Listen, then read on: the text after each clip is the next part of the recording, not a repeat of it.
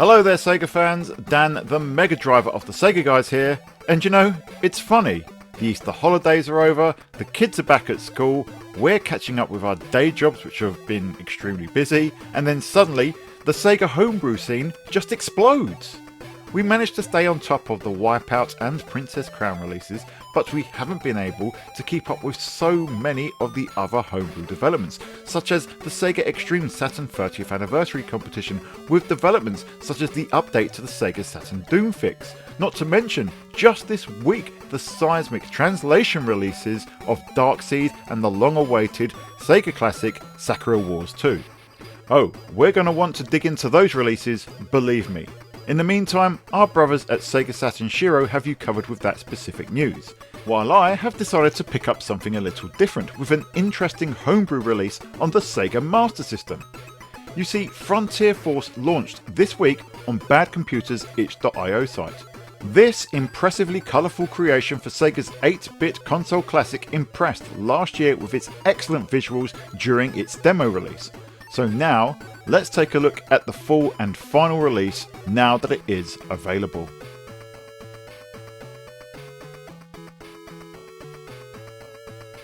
BadComputer first shared the first level demo of Frontier Force in September last year, allowing players to experience their project prior to its full release. And finally, it was made available for purchase on their itch.io site just a few days ago as of this recording. Naturally, we had to buy ourselves a copy here at the Sega Guys, given the September demo really made one hell of an impression. So, what is Frontier Force? It is a fixed screen shoot 'em up that sees your on-screen hero defend the playing area from hordes of enemies that descend from all sides. Think of it as an evolution of Space Invaders, or perhaps any standard vertical shmup, albeit your character can only move left to right and the screen doesn't scroll upwards. It's this single screen focus that lets the game branch out in other ways. You have 6 weapons at your disposal, kinda like Radiant Silvergun, with all weapons available from the start, albeit the execution is slightly different.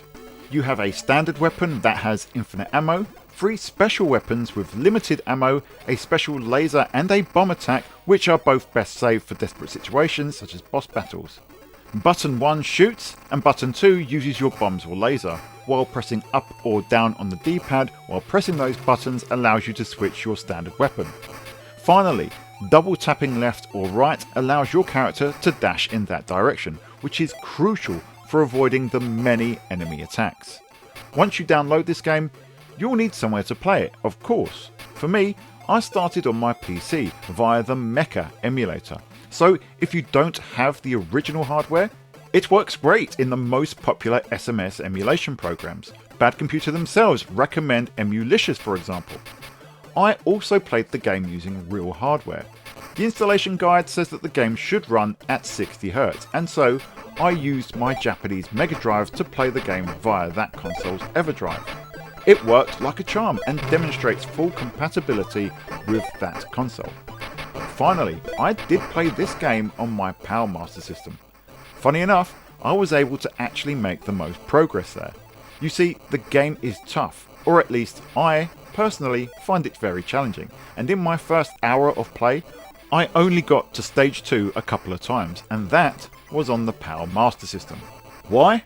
Well, at 50Hz everything runs 16.6 recurring % slower, and so it makes dodging enemy attacks that little bit easier.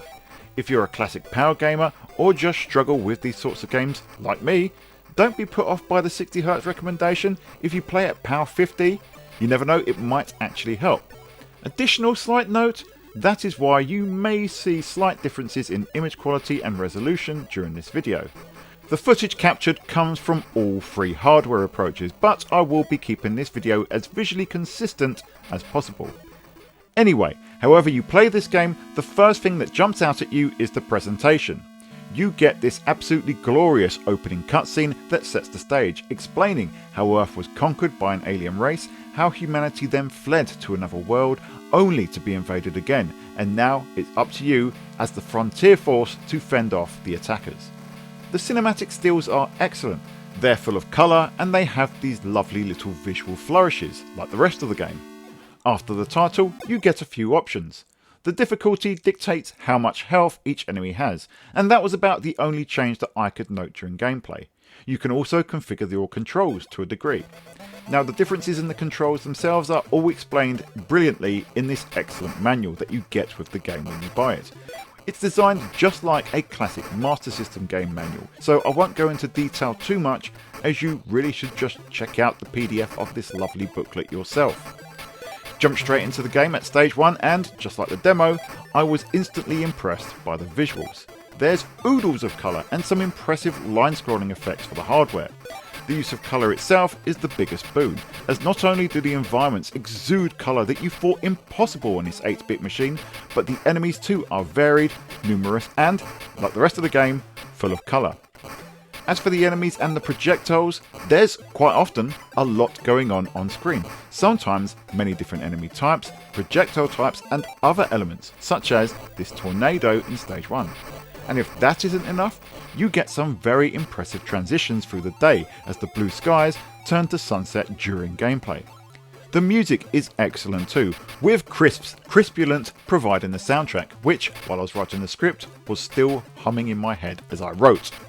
If I had to level any criticism at the game in terms of presentation, it's that I found the sound itself a little bit underwhelming. Sometimes there's no sound at all during gameplay, but with music this good, I can forgive it prioritising the soundtrack over the sound effects. So how does it play? Honestly, it plays really well. Frontier Force is fast and responsive with numerous options for tackling each enemy wave. It's tough. The manual advises to simply survive, then destroy enemies and chase scores if you're a beginner, though even at the novice level, I found that the risk versus reward nature of the game made those extra points and medals far too tempting not to grab. Each stage ends with a boss, and you also get a bonus stage as well as other hidden extras, especially for those ninjas among you who are able to beat the game without using a continue. Overall, this is a very impressive and extremely addictive game. I've not been able to stop playing it so far today, and I'm just itching to get back and try and get that little bit further with my meagre skills. Frontier Force then is definitely a game that I highly encourage all Sega fans to try, whether it's on real hardware or via emulation. A link to BadComputer's itch.io site is in the description, and for less than a $5, there's really no reason not to give this a try and support the developer's excellent work. For those of you who want to buy physical, a boxed version is coming. It's listed at €50 and I'll drop that link in the description too. If you've played Frontier Force, let us know what you think, and in the meantime, bear with us as we'll be back to cover the huge homebrew scene on Sega consoles. So until next time, we will see you on the Sega side.